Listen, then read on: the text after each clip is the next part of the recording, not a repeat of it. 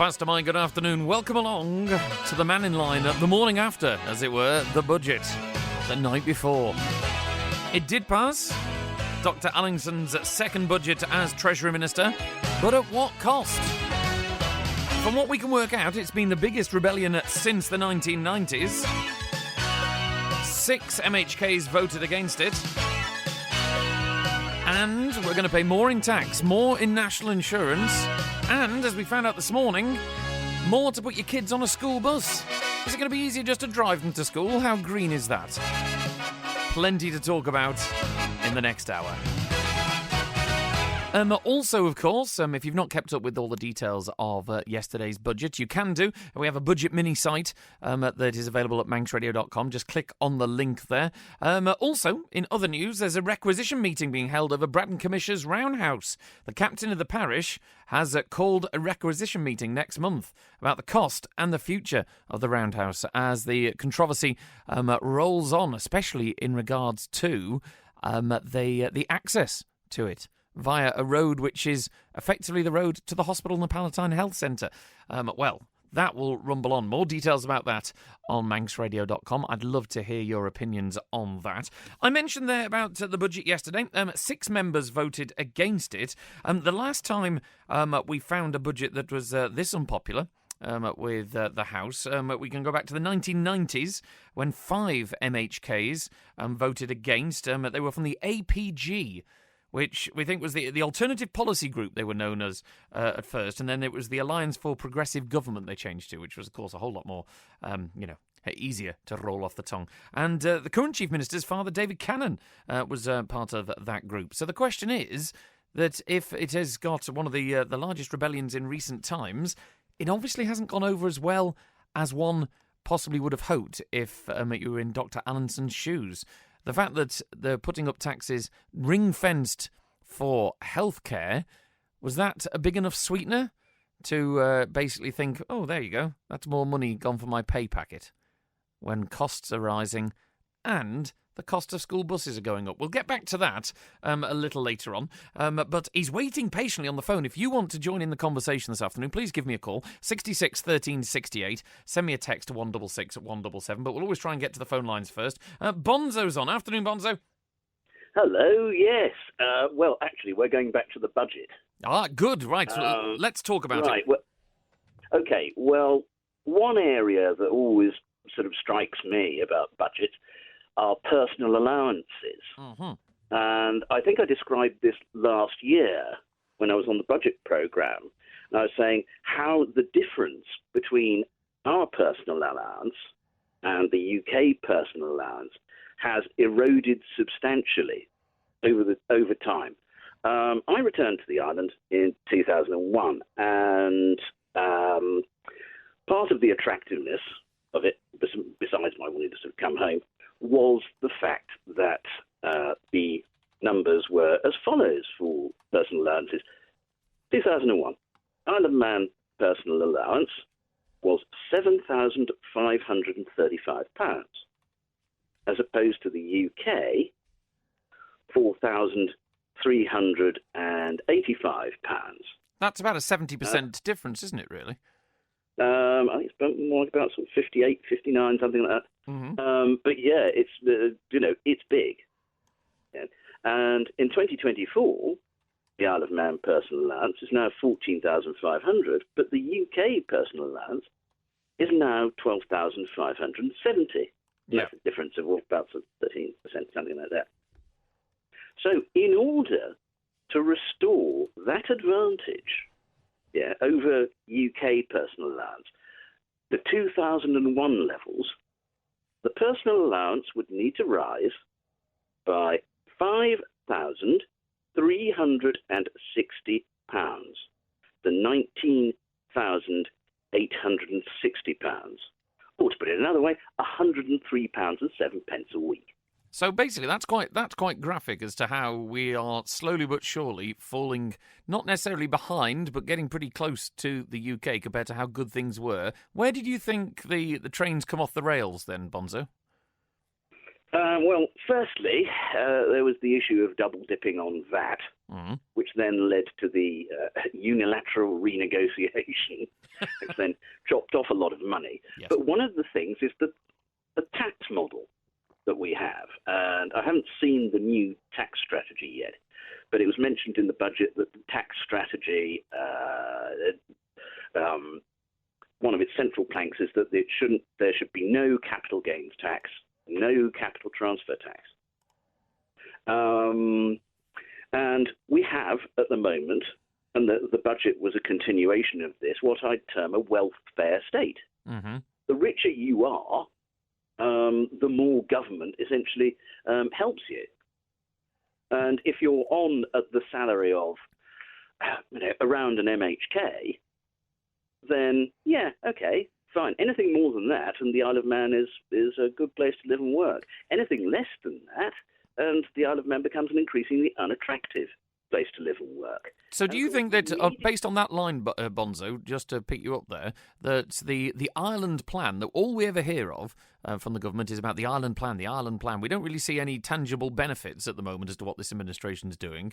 It's very much, the comments were yesterday that they're making, many of the members were coming back with the same issues because nothing seems to be getting done.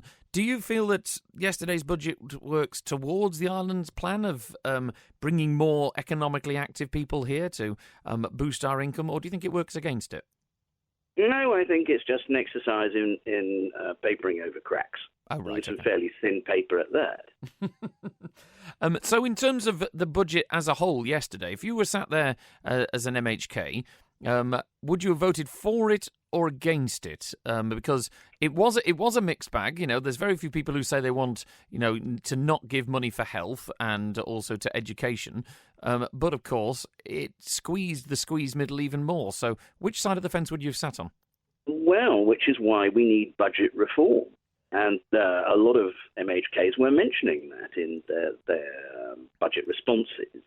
Because, of course, at the moment, you have to vote for all of the budget.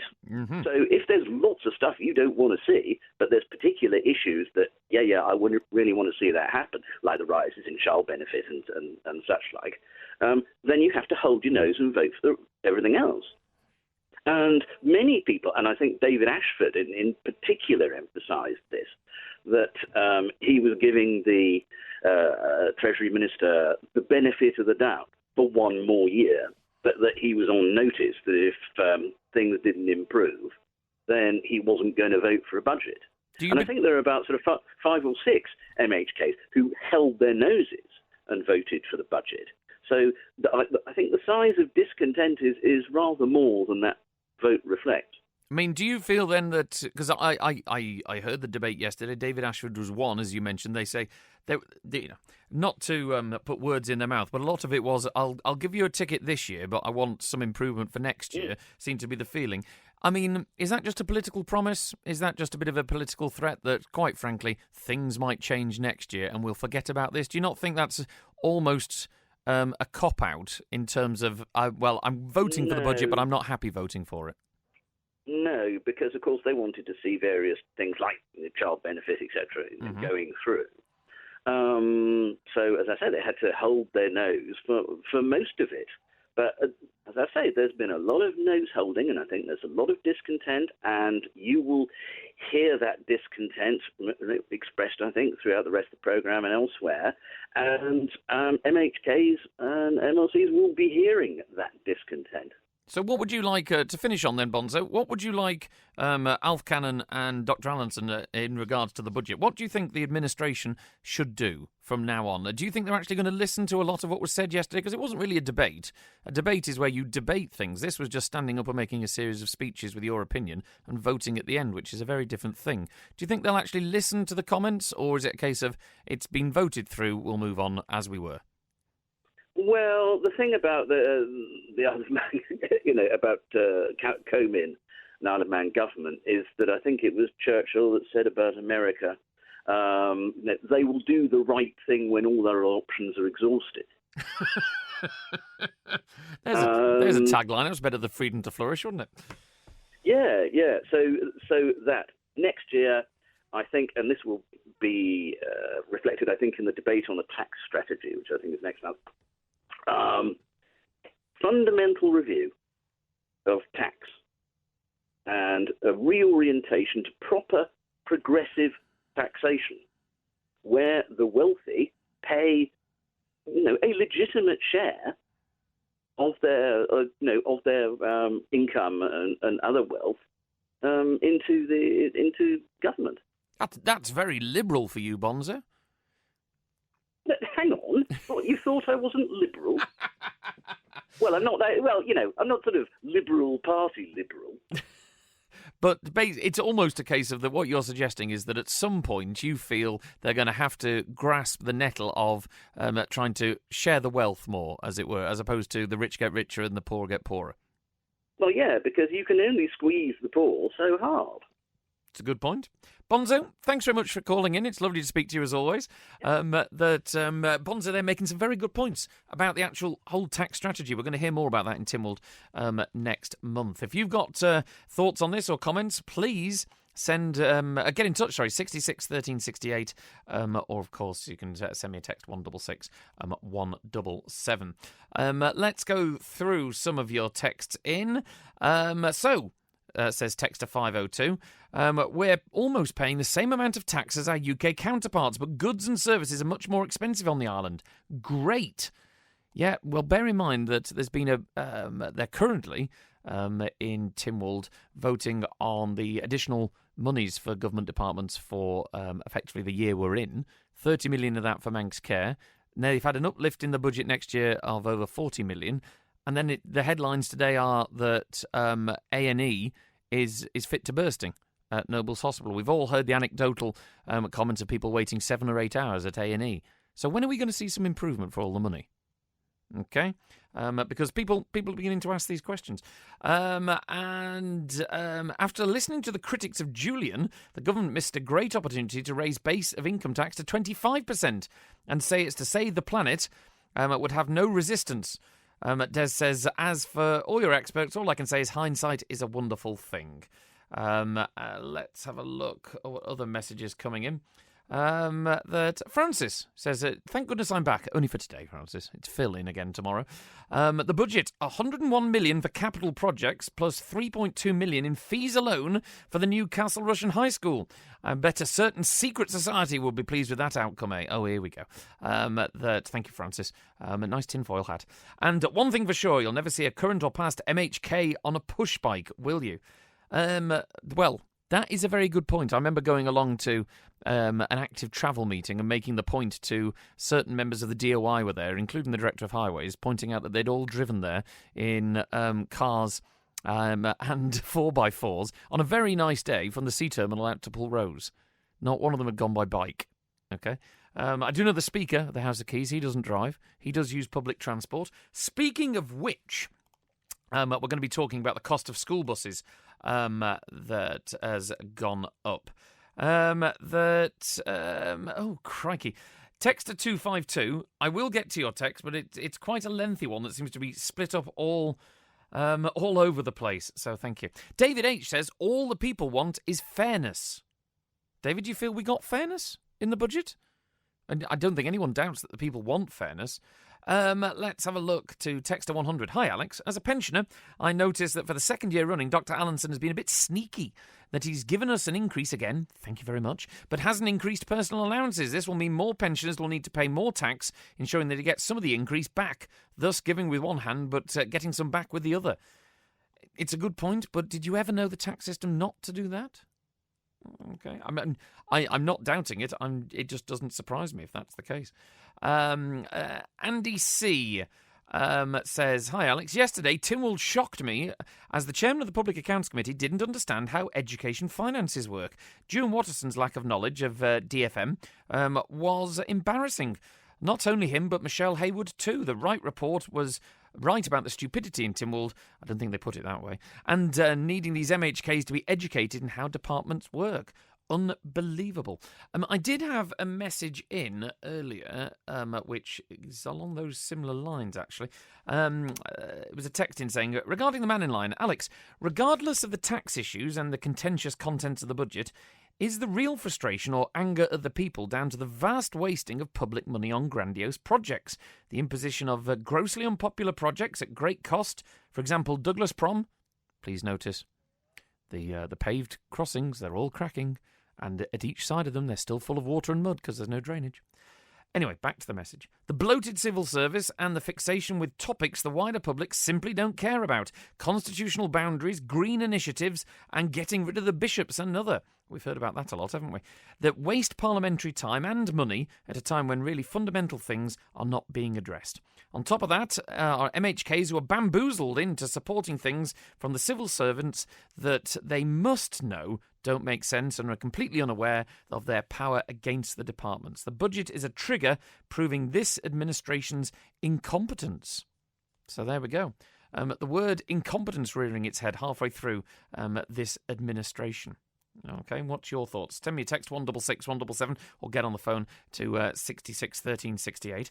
Thank you very much to the WhatsApp from Ali, who says, I'd like someone to explain how our island has ended up with all these problems when there are MLCs, MHKs, hundreds of people working in government departments and CEOs on very big salaries.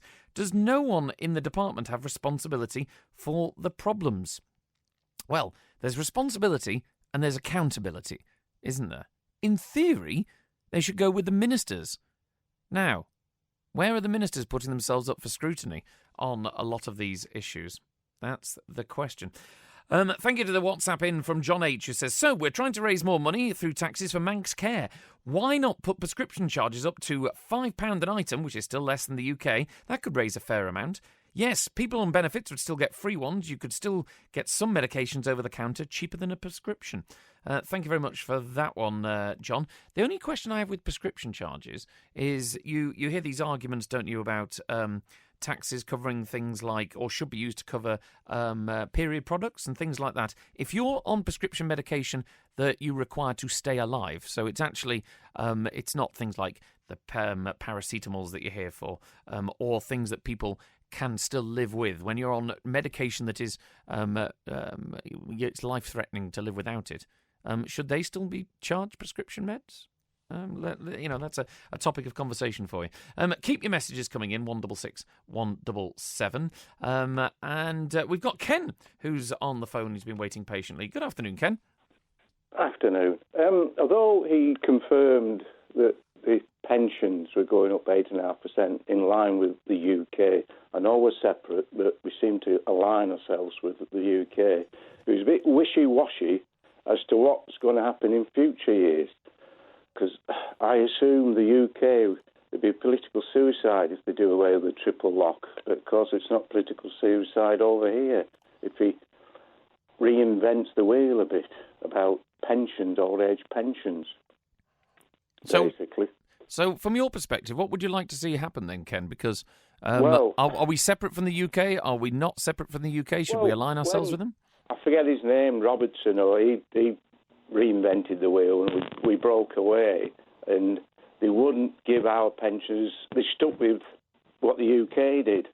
So we didn't really break away, and I think we should stay with them because it's going to cause, they've got to go to some sort of consultation about if they do break away about the UK people that live over here.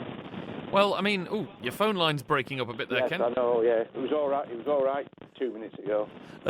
My only point would be there that in terms of breaking away, that obviously the Isle of Man is its own separate government. It does raise its own taxes. In terms of the pension, how difficult is it and how ethical is it that we tie one part of our spending to effectively a foreign power, the UK, when the money to actually pay all that comes from the external taxation here on the Isle of Man, the internal, taxation here on the Isle of Man? Well, bear in mind we're trying to attract people over here, so if the pension is going to be less than what it is in the UK, you're shooting yourself in the foot for future years.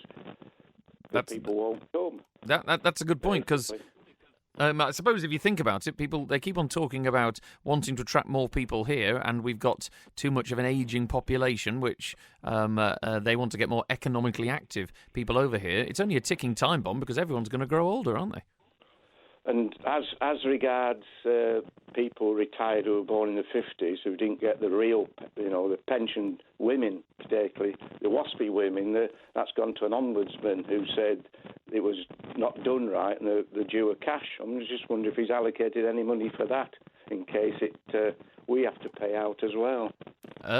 That's one question I can't answer for you, Ken. But yeah, it's a question to put out there because saying that though, the one thing you do notice with government is that when money needs to be found, it always seems to be found. Have you noticed that? Well, yes. Of course, the UK with the WASPy women, they keep putting it back and back. It's a bit like the Horizon scandal. They keep on objecting and appealing, and it all goes back and back. But, so we'll have to wait and see. We will. Thanks very much, Ken, for your call. Lovely to chat to you this afternoon. Thank you, Ken. You can give me a call as well, 66 13 68. It would be lovely to hear from you. Andy says, Alex, fast am I? Regarding the budget and the tax increase, is it measurable to get easier doctor's appointments and quicker procedures will be undertaken? If not, isn't it all a con on the taxpayers that's been put forward? Well, it must be measurable. In terms of effectively waiting lists, getting an NHS dentist, in terms of how long you have to wait for a procedure, how long you have to wait for a GP appointment, and, like this morning's headline, how long you have to wait at A&E, which anecdotally you hear a lot about here on the Isle of Man. So I suppose it is measurable. Let's have a look. Thank you, Phil, who says just too many civil servants and too many managers. Thank you very much for that. Let's have a look. Sorry, these texts go across quite a few, so I'm trying to keep up with them, so you'll have to bear with me on that one.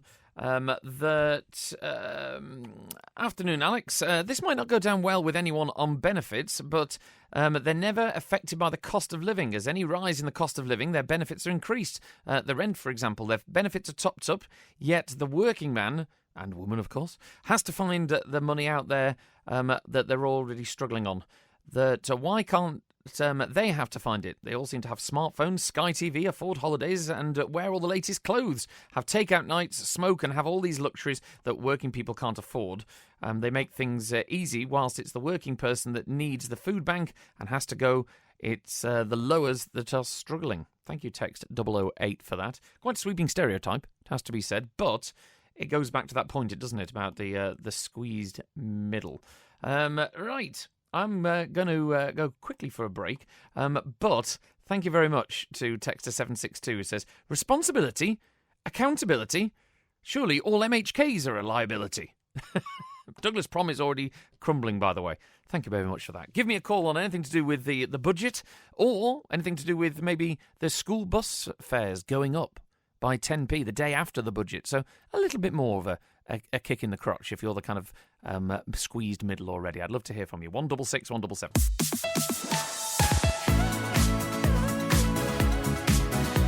The Nation Station, Manx Radio. Mannin Line on Manx Radio. It's 12:30. Do give me a call, 66 13 68, if you'd like to talk about any topic. Quite a few texts to go through. I shall do my best to get through them. Alex, our airspace is under daily and overnight weather harvesting. Sky spray deployments of sulphur dioxide, calcium carbonate, aluminium, or any other proprietary compounds. Why does our government allow them to do this over our island? Says CC. CC, give me evidence. That's all I'm saying. Give me evidence. Thank you very much. And I don't mean conspiracy theory evidence that you might have seen on YouTube. I mean proper evidence. Okay? Until you have evidence, maybe that's why the government aren't investigating something. Okay? In the same way they might be not investigating why the fairies don't come out from under the bridge when you go to Castletown. Let's have a look at some more of your comments. And Richard's been on. Hi, Alex. Why, when the UK have said they can't afford the money they are putting towards climate change and are reducing it significantly, is it necessary for the ministers to virtually double the 5.4 million 2023 climate change budget to the 10 million he said yesterday? He said that the 2% extra income tax is to fund 20 million more in health. But half the tax has to effectively be towards the 10 million for climate change, which the people of the island can afford even less than the UK, who are cutting back on it, including mothballing the geothermal drilling site in Cornwall. So why is anyone wanting geothermal here if the UK are cutting back on already £45 million experiment. Thank you very much, Dick, for that one. Now, yes, geothermal. Yesterday, I was chatting with Julian, also Eddie as well, about the greener energy and the issues of whether we should go wind power. And whenever I say, what's your solution to a lot of people, including them, and they say, we should be doing geothermal. So, as promised on yesterday's programme, I went and did a bit of digging. And thank you very much to Dr. David Quirk, not the David Quirk from Onken, Dr. David Quirk, who's a scientific advisor from the Manx Geological Survey.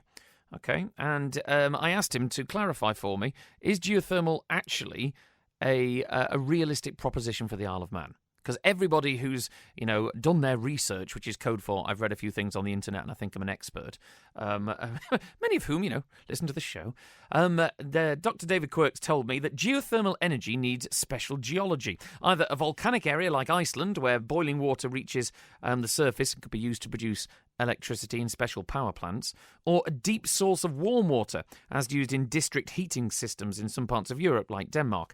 Unfortunately, the rocks of the Isle of Man are quite cold and do not contain deep, warm water. For many years, projects have been carried out to try and use the heat from the radioactive granites of Cornwall, and as mentioned before, but these have proved hugely expensive with only small amounts of power achievable. For example, 2 megawatts from the latest pilot project. Unlike Cornwall, Manx granites are not hot. Another geothermal concept is being tested where water is circulated between two boreholes, but the boreholes are hugely expensive. Also, any form of drilling is technically difficult and potentially dangerous because of the huge pressures involved. Even if the geology of the Isle of Man was suitable, the costs are eye-watering, and around 1 in 3 geothermal wells actually fail. On a smaller scale, the low level of geothermal heat in the Isle of Man could be used in heat pumps, but air or seawater is much more cost-effective. We at the Manx Geological Survey have searched in vain for warm springs on the Isle of Man. As geologists, we'd like nothing more than a Manx geothermal project, but unfortunately, it is not feasible. There's more information available at manxgeology.com. And if you're interested in the background of Dr. David Quirk, he's been involved in drilling boreholes for more than 30 years with Shell, Maersk and other international companies. And the sorts of boreholes that we're talking about for geothermal energy on the Isle of Man costs, he states here, many tens of millions of pounds. They take a huge amount of planning, and despite various geological and geophysical surveys, it's quite common that a problem is encountered requiring the drilling to be stopped and a new borehole to be started. So, off the back of the conversations yesterday with people, that in terms of when everyone says we'd like to see geothermal instead of wind, thank you very much to Dr. David Quirk there for basically saying geothermal, it's not an option for mains power generation on the Isle of Man. So, from a geological point of view, it's not an option. Think again. I'd love to hear your thoughts on that. 166 177. Do you support the MUA's preferred choice of greener energy, wind power? Do you support that, we could spend these tens of millions trying to see if we can get geothermal to work here? Or do you think there is another option? Let's be honest. That the Victorians used to harness the power of water all over our island. There's plenty of it. Do we look at that instead? So, keep coming. 166 177 is the text message number, or give me a call, 66 13 68. Now, you did hear on the news this morning that the cost of school buses is going up. It's now going to cost 50p a journey. The cost of school buses is going up 10p from today. It's nothing like letting us know in advance, is there, DOI? The Department of Infrastructure says it's to address operational pressures for running the heavily subsidised service. OK, surely that's what we pay our taxes for, in order to subsidise these services. Otherwise, if that's an issue, give it to a private operator. OK. The Infrastructure Minister, Tim Crookall, says that school fares have not changed for some time, with the intervening period witnessing a period of significant economic challenges and high inflation. It's the same usual government record there. With the department's budget under increasing pressure, including the need to maintain fiscal discipline, it's important to alleviate some of the subsidy currently borne by taxpayers. Those taxpayers, of course, I presume are also parents that are going to have to fork out an extra 10p per day, which is £2.50 per week. And bear in mind, in the green agenda, we're meant to be encouraging people to use public transport. Let's be honest, in the past, we did try experiments of capping bus fares. People have even spoken about the idea of not so much capping bus fares, but making them free to get us onto public transport. Surely this is just dissuading us. If you're a parent, would you sit there and go, it's not worth it, I'll just drive them to school? I don't care what politicians say with their platitudes, they don't have to pay for it. I'd love to hear your opinion. 66 13 68. And John's on the line. Hello, John. Afternoon, Alex. How are you? I'm not so bad. How are you, sir? Very, very disappointed. Very disappointed indeed. Fire away. You didn't speak with Graham Fox-Hume to get an unbiased opinion of geothermal. Oh, right. Say to David Quirk, you've got a confirmation bias situation here where they say it doesn't work, so that fits with the narrative of going with wind turbines. Right. So I went to a doctor, scientific advisor, geologist with 30 years' experience of geothermal energy. What was the issue in his response? Well, we believe he's incorrect. Based on what? What qualifications and experience do you have? Well, I don't, but Graham Fox-Hume is a geophysicist as well as a geologist. Yet Dr. Quirk is only a geologist. Graham Fox-Hume's worked 30, 40, 50 years in the oil industry and drilling. Right. What's his? Tell me then. What's his opinion on geothermal? Are there different rocks under the Isle of Man that he's found? It doesn't matter on the rocks. It's just a single hole with a coaxial pipe in it. You're not reliant on everything that Dr. Quirk is talking about. So he's giving you all the reasons why it won't work, but this system doesn't rely on that. What does it rely on? Depth. That's it, just depth. Nothing more, nothing less. Gaps? Depth, deep. Yeah. You drill down deep, 3,000 meters. If you go to the core of the Earth, what happens? Well, yeah, but you're not going to go to the core of the Earth. No one has ever drilled anywhere near that far, so that's obviously a ridiculous statement. But they, in terms of if you're just drilling down a hole, yes, it does get hotter when it goes down. But the point I made and I said here is that even with the ideas they've done in Cornwall, when you can get some heat from radioactive granite, it doesn't produce the amount of power required. I'm not saying it doesn't work. We're saying it doesn't produce the amount of power required. But this system doesn't rely on the granite or radioactivity or anything else. It's just the depth. The deeper you go, the hotter it gets. And it's generally accepted that every 1,000 meters, it's 30 degrees. So generally speaking, if you go down to 3,000 meters, it's 120 degrees. You've got steam. Right. And if you go down to 4,000 meters, you're looking at 150 odd. And has this been proved on a survey of the Isle of Man? In what sense? How do you mean has it been proved? Well, there are different rocks. I know, in terms of geology, there are different rocks that keep the heat. In terms of how far you go down, you've given me stats there of when you go down. Where's that stat from? It can't be just a general one from across the world because the tectonic plates are made up of different types of rock. Well, it's the British Geological Survey. Right. Okay, and that's been done on the Isle of Man, yeah. Well, I don't know if it's been done on the Isle of Man, so to speak, but they've looked at the British Isles rock and various things like that, and then they've come up with this roughly 30 degrees per 1,000 meters. It could be a little bit cooler, it could be a little bit hotter. But we're talking, as I say, tens of millions of pounds to do these holes. It can't be just a general survey of the UK. That surely the Manx Geological Survey is talking about the rocks under the Isle of Man. We can't gamble tens of millions of pounds on we possibly got the same rock as across the water, surely. But listen to those words you've just used. Tens of millions of pounds. Okay? Where does that figure come from then? I'll throw it back at you. Where does that figure come from? I'll tell you now. It's on the statement from Dr. David Quirk from his 30 years' experience with Shell, Maersk and other international companies drilling boreholes. That it comes from practical experience in doing this. Yes, I know that's... When I didn't mean you specifically, I meant him. So where does the tens of millions of pounds come from? He needs to quantify it a bit more as opposed to tens, because tens could be 100 or it could be 10. Well, still £10 million to gamble.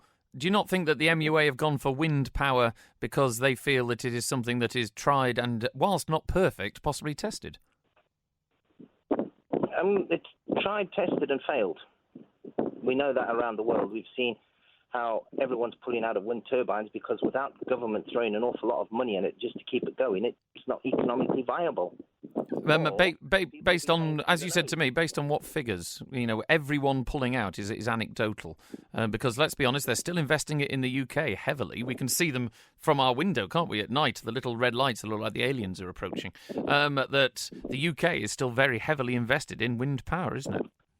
Well, yes, but look at the last round of bidding for it. They wanted more money. The operators wanted more money, and the government said, no, we're not giving you more money. Ørsted and all the other people that Julian have quoted, they're making losses. So I think it's pretty self-evident. So going back to geothermal, yeah.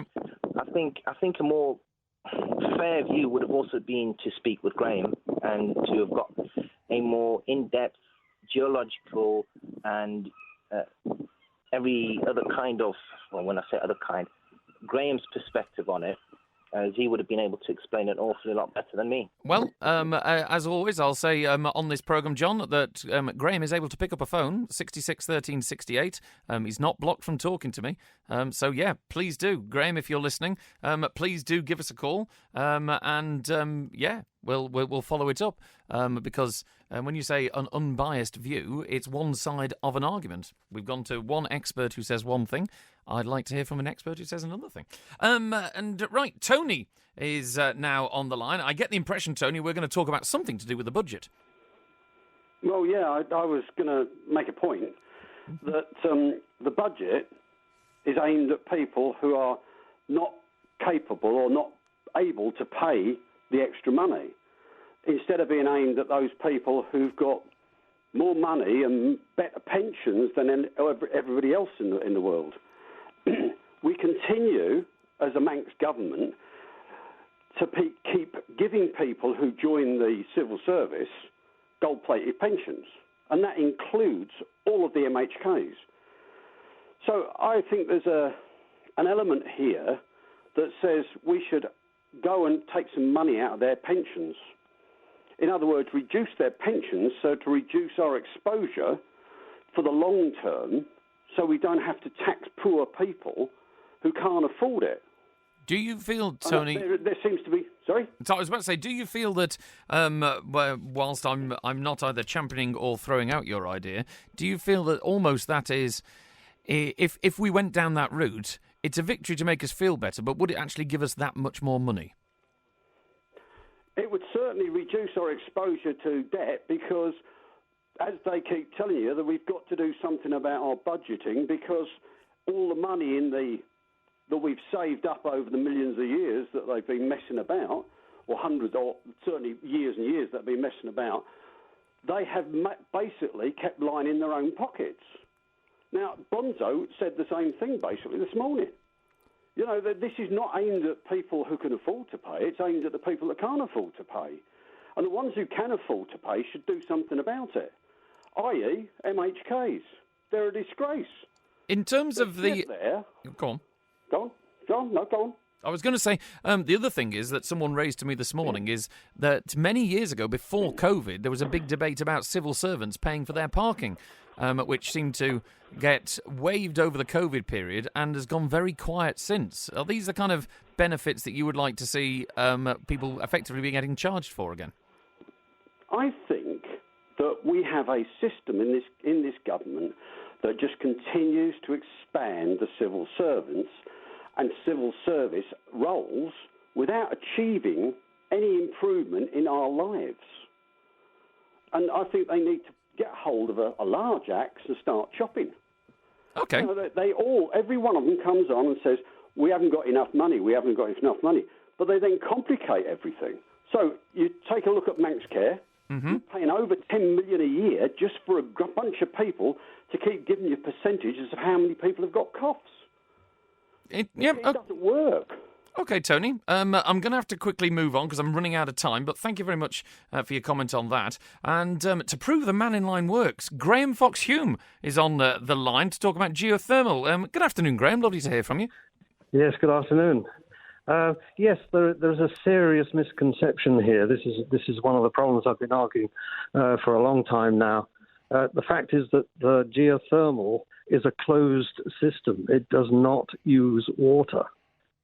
So the water that you use is recirculated. So it's inside steel casing. So can you explain to me then, for a layman, as it were, how does this system work? Is it guaranteed to work? And what are the costs involved? Pretty much, yes. Well, the costs are considerable, but there are now specialised drilling companies who know how to do it and have the experience. Basically, you drill down until you find the temperature you need. The well is then cased off, and water is circulated down one casing and comes up back through another one. Usually, I think they circulate down the outside casing and bring it back up through the central casing. That could be done adjacent to our power station. I think there's wasteland adjacent to the power station where you could drill there, and you would feed the steam directly into the power station to power the turbines. Although it would actually be a dual system. You would have a heat exchange system to isolate everything. So where else? It's a pity we're running out of time. We could discuss this for the whole hour. Yes. Where else in the world is this system currently used then for mass power generation? There are about 700 power plants around the world, in places geothermal power plants in places where you wouldn't expect, such as Indonesia. And places like that. And do they use this specific form of the fact that it doesn't need to have anything to do with the rocks? It doesn't need to have anything. It's literally just a hole that goes down and comes back up. Yes, basically, yes. A lot of them still use what are called dual completions. They have two wells, one to put the water down and one to bring it up. But that's old-fashioned technology nowadays. As I say, the holes are now concentrically cased. Now, you need one hole. Now, in terms of the cost involved, if this is such a great system, because I referenced it in the statement before, geothermal concept being tested is where water is circulated between two boreholes, and it says it's hugely expensive on the statement I got here. Do you think this is the reason we're not looking at it on the Isle of Man? Do you think in terms of... Yes. So if it's a case of it's too expensive, surely eventually we have to turn around and go, we cannot afford it. Well, the point is the costs are coming down. As I say, there are specialised drilling companies that know how to do it. The latest estimates I've got, and I really need to try and go backwards and find out where I got them from, but an initial well would cost about £6 million, and subsequent wells, once you've got the thing started, are about £4 million each. And is that without any test drilling? That's without anything else? Because, of course, you can imagine for the amount of money we're going to have to spend for wind farms, as it were, that sounds like very, very cheap. Well, it is relatively. Yes, I hear you. And certainly there's leeway there for it to be slightly more expensive than that shows, I must say. But basically, the techniques are evolving very rapidly. With the greatest of respect to Dr. Quirk, he's a bit out of time here. You know, he's a bit outdated. So in terms of why the government aren't actually following this, why do you think that is? Because if this is can provide the amount of power that we need to run our island, because one of our biggest the emissions in terms of our carbon footprint on the Isle of Man, it's pretty the biggest emission is power generation. So surely they should be leaping all over this if those are the facts. Well, they should, yes, and it's something that's occurred to me. It's never mentioned. You know, they bang on about wind turbines and solar panels and all the rest of it, which are hugely inefficient. And the word geothermal is just, well, I don't think they can spell it. And on that note, I'm going to have to go. But Grant, thank you so much for calling in. I really appreciate it. No, you're welcome. Maybe we have to teach MHKs how to spell geothermal. There's a note to finish on. Thank you very much for all your calls and your texts this afternoon. Apologies if I haven't managed to get to your text. I do read them. I will pass them on to our newsroom. Phil Gaughan is back tomorrow. Stick around as part of our 60th anniversary celebrations on Manx Radio. We're going back in time with Kelly's Eye to look at Victory House in a moment. Where's Victory House? Stick around and you'll find out. Thank you for your company for the last couple of days. Phil is back in the chair tomorrow. It's the budget special from Crow Isle of Man on Friday, and then Andy's back on Monday. Take care. Ta-da.